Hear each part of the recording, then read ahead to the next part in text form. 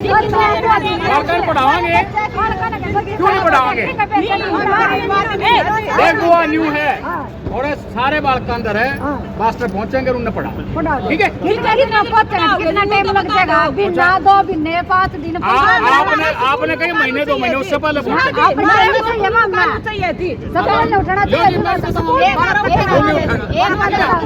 हमारे गाँव में सारे कट्टे बोलोगे कुकर जो एक मिनट एक बोलो आओ जी, आ जाओ, क्या फर्क पड़ गया?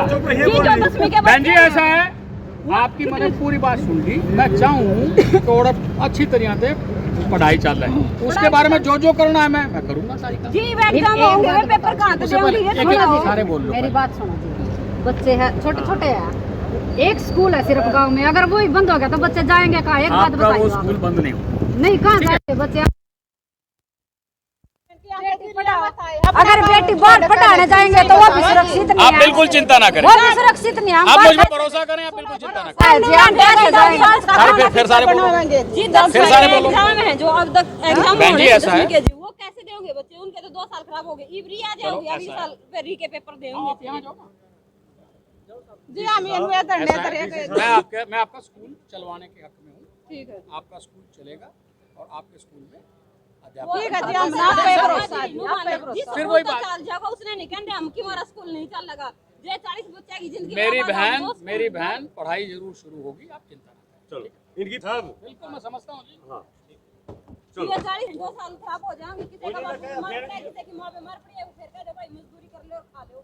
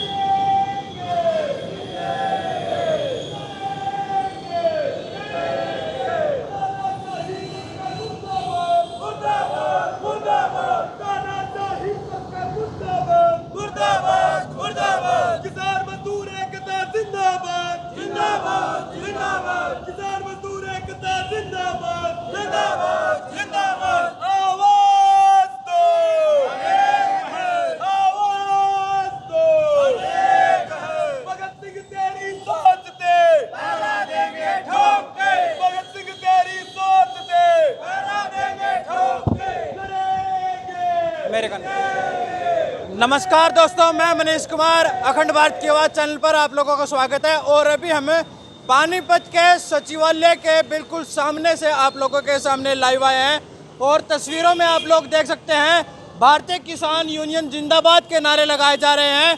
और यदि मैं थोड़ा सा और क्लोज लूँ तो राजकीय उच्च विद्यालय छिचड़ाना में सुबह 8 बजे से 12 बजे तक अनिश्चितकालीन धरना। जी हाँ, मामला मैं आप लोगों को बता देता हूँ, जो हरियाणा सरकार द्वारा जो शिक्षा नीति लाई गई है और उसमें अब 105 स्कूल, जी हाँ 105 स्कूल बंद किए गए, उसके आदेश जारी हो चुके हैं। और पानीपत जिले के कई स्कूलों से ऐसी हमारे पास जानकारी आ रही है, कई स्कूलों से टीचरों की पोस्टें ख़त्म कर दी गई हैं। और सब पहले ये पानीपत के सेरा गांव में भी ये सूचना आई और उसके बाद पानीपत के छिछड़ाना गांव में, तो इसका असर देखने को मिला। लगभग हफ्ते से 10 दिन हो चुके हैं, बेसुध हो रही है सरकार, बेसुध हो रहा है प्रशासन। और आज जो भारतीय किसान यूनियन है वो यहाँ पर जो टिकैत ग्रुप है और अन्य ग्रुप भी इसमें है। और आज हम यहाँ पे जानेंगे जो भारतीय किसान यूनियन है जो टिकैत ग्रुप की, उसके प्रदेश अध्यक्ष जो रतन सिंह जी हैं वो हमारे साथ हैं। तो अभी हम जानेंगे। सर, सबसे पहले आपका हमारे चैनल पे स्वागत है। और ये जो हरियाणा में जो शिक्षा नीति लेकर आ रहे हैं और उसके तहत स्कूलों को बंद किया जा रहा है, क्या कुछ कहेंगे? जो किसान आंदोलन वाली समय था, कहीं वो दोबारा ना आ जाए। सबसे पहले अखंड भारत के दर्शकों को, आपके चैनल से जुड़े जो भाई देख रहे हैं और किसान परिवार की ओर से सबका स्वागत है। आपने सवाल ये उठाया कि ये जो शिक्षा नीति है, ये शिक्षा नीति है, ये बर्बाद नीति है इस सरकार की। हमारे पास स्कूल है, हमारे पास बिल्डिंग है, हमारे पास बच्चे हैं, लेकिन अध्यापक नहीं है। ये सिर्फ सीधी सीधी सरकार की अनदेखी है और इससे हमारा भविष्य, जो बच्चे हैं वो बर्बाद हो रहे हैं। और इसको लेकर के आज जो हमारा छिछड़ाना गांव है पानीपत का, वहाँ 8वीं 9वीं 10वीं में सैकड़ों बच्चे हैं और वहाँ एक अध्यापक है, एक अध्यापक एक सब्जेक्ट का है। तो इससे बड़ी अनदेखी नहीं हो सके। आज उस प्रशासन को और शासन को जगाने के लिए आज हम यहाँ सांकेतिक तौर पे धरना करके यहाँ प्रशासन के सामने अपनी बात को उठाने के लिए आज आए हैं। अच्छा, जो संदीप भाई साहब हैं, गांव छिछड़ाना से भी हैं, भारतीय किसान यूनियन से भी हैं, साथ के साथ वो एक एडवोकेट भी हैं। भाई साहब, आप उस स्कूल से पढ़े हुए होंगे या और कहीं से पढ़े थे? उसी स्कूल से पढ़ा हुआ हूँ मैं। और आज उस स्कूल के इतने बुरे हालात हैं, क्या कुछ कहेंगे? ये ऐसा है कि आपको पहले मैं पूरा विवरण बता देता हूँ क्या समस्या इस गांव की है। तो हमारे 6 से लेकर 10 तक 180 बच्चों की स्ट्रेंथ है और हमारे ट्रांसफ़र ड्राइव पॉलिसी 2022 के तहत 5 अध्यापकों की तो ट्रांसफ़र कर ली गई है और नियुक्ति सिर्फ एक अध्यापक की हुई है। 180 बच्चों की स्ट्रेंथ और अध्यापक एक। उसमें सरकार ने बदनीति से कुछ पोस्टों को कैप किया हुआ है। कैप का मतलब है कि MIS जो पोर्टल होता है वहाँ पे कोई आवेदन कर ही नहीं सकता था। कोई टीचर यहाँ आना चाहता था तो आ नहीं सकता था। तो हेडमास्टर की पोस्ट को कैप किया हुआ है। अच्छा, हिंदी की पोस्ट को कैप किया हुआ है और ड्राइंग की टीचर को पोस्ट को कैप किया हुआ है। तो उनकी हमें ये आशंका है और हमें लग भी रहा है उनके इन कृत्यों से कि भी सरकार नहीं चाहती कि यहाँ बच्चे पढ़ सके और अपने भविष्य को वो मजबूत बना सके। तो इसलिए हमने धरने पे लेके आए इस बात को कि हम धरना देंगे सरकार के खिलाफ। इस बात को हम पूरे हरियाणा में लेके जाएंगे तो ताकि हमारी बात सरकार सुने और इस पे जल्दी अमल करे। हमें भी धरना दिया, BO से भी मिले, कोई निष्कर्ष नहीं निकला।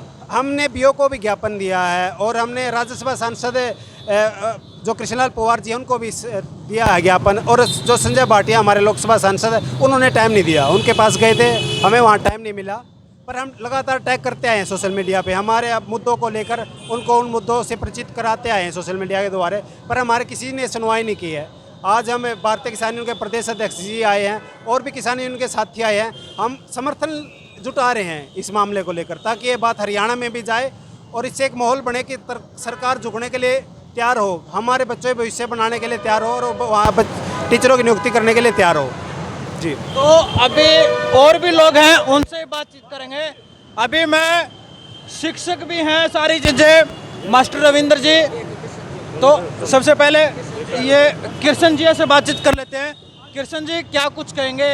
ऐसे माहौल हो रहा है, आने वाले जो अभी तो जो बच्चे हैं वो भी और जो आने वाले बच्चे हैं उनके लिए क्या सरकारी स्कूल बचेंगे या नहीं बचेंगे? नहीं, जिस तरह ने सरकार की नीति चल रही है इस हिसाब से कोई स्कूल नहीं बचेगा।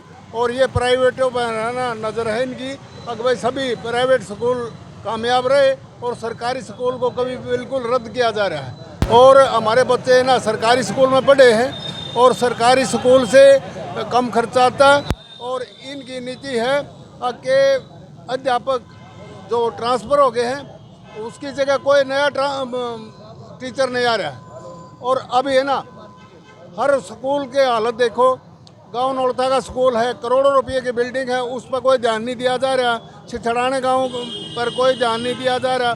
स्कूलों पर है ना पहले एजुकेशन ऑफिसर जाकर है ना निरीक्षण करते थे, ये उपायुक्त मुद्दे का भी कर्तव्य बनता है कि इन उच्च अधिकारियों का जिम्मेदारी लगाए और स्कूलों पर विशेष ध्यान दे। तो मैं ये कहता हूँ अगर सभी समाज को जागना होगा। ये देहात को ना बिल्कुल नीचा कराने के चक्कर में है और ये बर्बाद करने पर तुले हुए हैं। ये हर नीति इनकी किसान मजदूर या शिक्षा, इनकी कोई भी नीति तो अच्छी नहीं है। ये सब सौतेला व्यवहार है इनका और ये कोई भी देहात के विषय में कोई नहीं, सरकार किसी तरीके का कोई सोच नहीं रही। कोई लेटर देते हैं उसका जवाब नहीं देते, और एक एक साल में जब लेटर लिखते हैं जब जवाब मिलते हैं।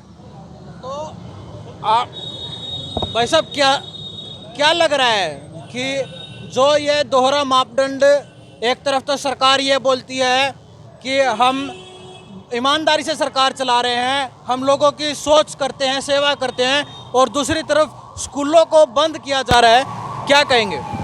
सबसे पहले तो हमारी नौजवान यूनियन की तरफ से सभी को राम राम। तो हम तो यही कहेंगे, सरकार आप जनता के साथ बेखिलाफी करिए। अगर सरकारी स्कूल बढ़िया हो तो प्राइवेट स्कूलों की क्या ज़रूरत है? सरकारी स्कूलों में स्टाफ हो, सारी सुविधाएं हो, तो ये बच्चे क्यों जाओगे प्राइवेट में? तो ये सरकार के अनदेखी कर रही है जनता के साथ। अच्छा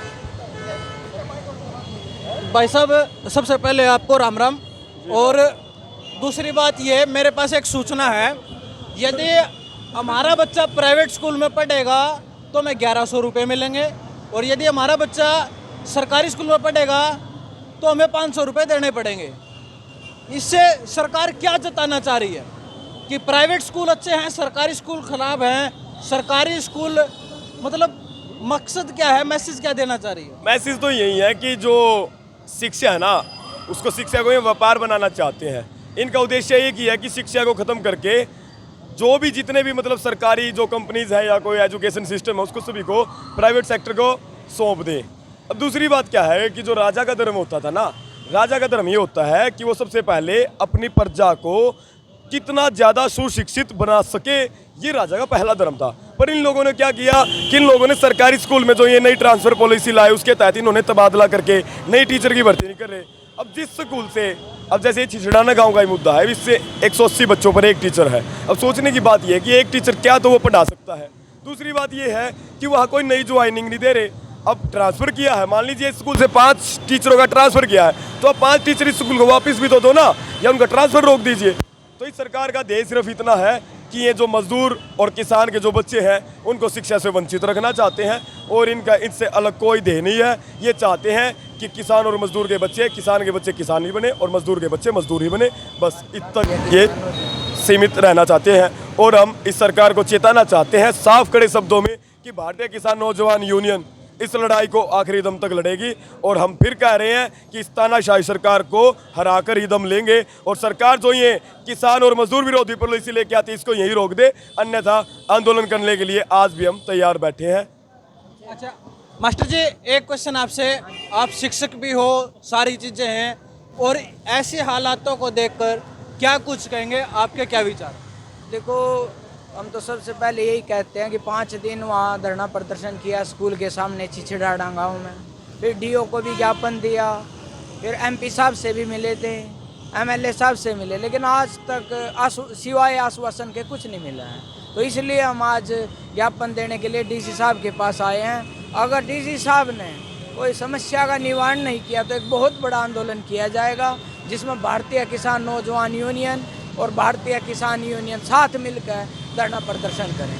नहीं, ऐसा तो नहीं है हो जाए कि ये आग बड़े लेवल पे उबल जाए, और जैसे किसान आंदोलन हुआ था, और ऐसे ही ये जो नई शिक्षा नीति लेकर आ रहे हैं, इनको ये वापस लेनी पड़ जाए। लेकिन एक तो अभी ले ले, और एक जब ये आंदोलन का रूप ले ले तब ले ले, तो फजीयत तो सरकार की होती है इसमें। बिल्कुल बिल्कुल फजीयत तो होगी। या तो हम तो वही कह रहे हैं, सरकार को बार बार से चाह रहे हैं भी जब तक ये पॉलिसी रहेगी तो सरकारी जो गरीब बच्चे हैं वो पढ़ाई के तो योग्य रहने ही नहीं। तो हम तो पहले ही सरकार से प्रार्थना भी करना चाहते हैं, और प्रार्थना करना चाहते हैं कि जल्दी से जल्दी इस समस्या को दूर की जाए।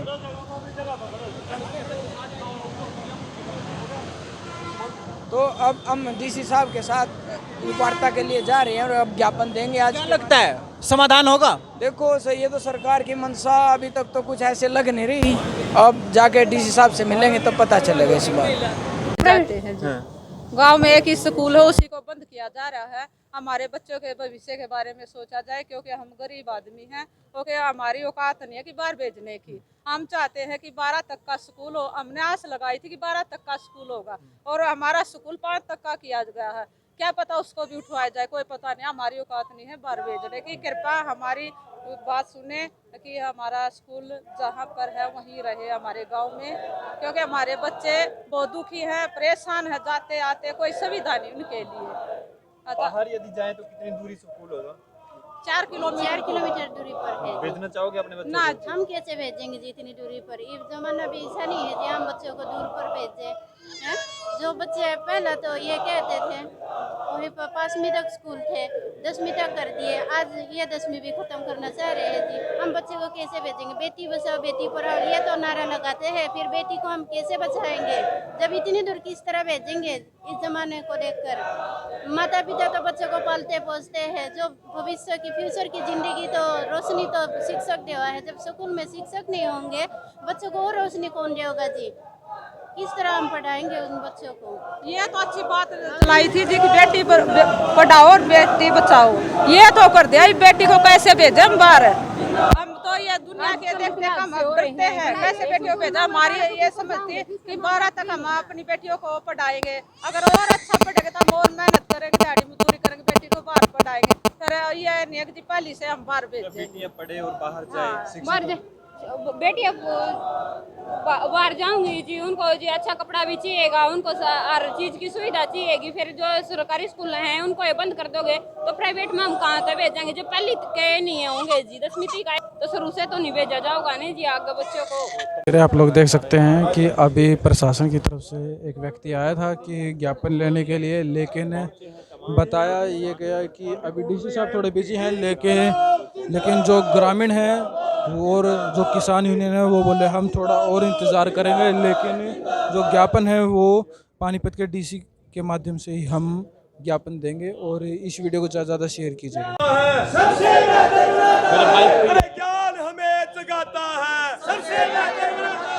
स्कूलों को बंद करने वाली सरकार मुर्दाबाद, मुर्दाबाद, मुर्दाबाद। शिक्षा को खत्म करने वाली सरकार मुर्दाबाद, मुर्दाबाद, मुर्दाबाद। आवाज दो, आवाज दो, लड़ेंगे, जीतेंगे, लड़ेंगे, जीतेंगे। इनकलाब जिंदाबाद, जिंदाबाद, जिंदाबाद। इनकलाब जिंदाबाद, जिंदाबाद, जिंदाबाद। किसान मजदूर एकता जिंदाबाद, जिंदाबाद, जिंदाबाद। किसान मजदूर एकता जिंदाबाद, जिंदाबाद, जिंदाबाद। तो अभी आप लोग देख सकते हैं कि जो गांव छिछड़ाना जो कि पानीपत ज़िले में है, और वहां के टीचर्स नहीं हैं, हिंदी ड्राइंग टीचर की पोस्ट को बहाल करो और स्कूल के हेडमास्टर की नियुक्ति करो।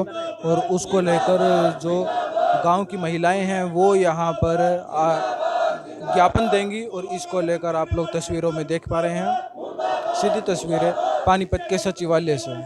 ये आप तस्वीरों में देख सकते हैं जो पानीपत डीसी सुशील सारवान है वो ज्ञापन लेने के लिए यहाँ पर पहुँचे हैं। और आप लोग तस्वीरों में आप लोग देख सकते हैं कि जो ज्ञापन है वो ले लिया गया है, और जो छिछड़ाना गांव की महिलाएं हैं उनके द्वारा ये ज्ञापन लिया गया है। और तस्वीरों में आप लोग देख सकते हैं जो कि टीचर्स की कमी होने के कारण यहाँ पर ये ज्ञापन दिया जा रहा है।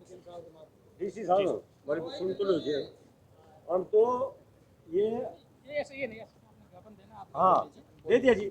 हमें ये छिछड़ाना गांव के भाई बहन आए जी, वहाँ 5 ट्रांसफर हो गई ना वहाँ पे। हाँ हाँ, और एक की नियुक्ति। मैं अभी चेक करा देता हूँ आपकी भावना से। चेक तो है जी, है ही नहीं वहाँ है नहीं जी। हाँ बोलिए। सर नोटरी बिल्डिंग को भी चेक कराओ जी, करोड़ों रुपए की बिल्डिंग है जी, वहाँ एक बार है ना निरीक्षण करवाओ सर। ठीक है जी। हाँ जी, इनकी रिक्वायरमेंट बताओ। यहाँ पर आप लोग यहाँ पर अध्यापक स्कूल में नहीं है।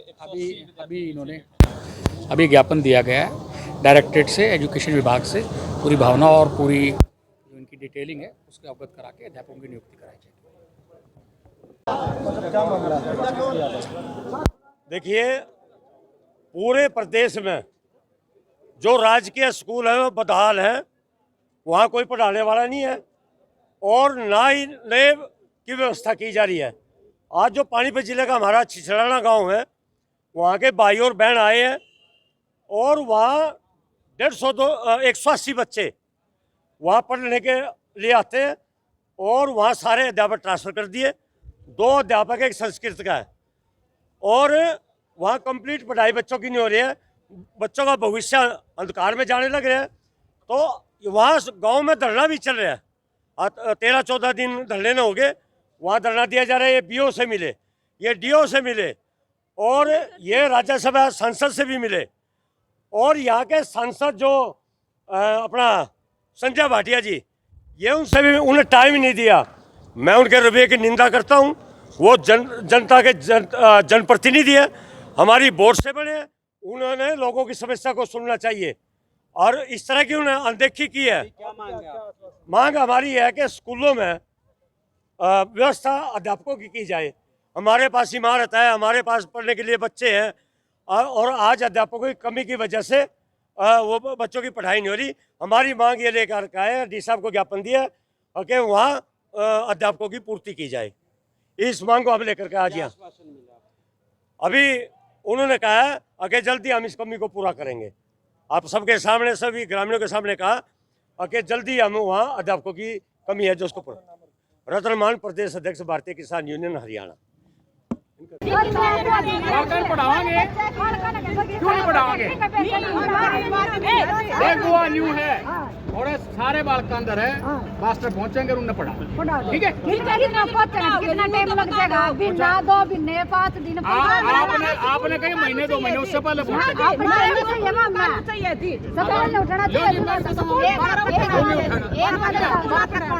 में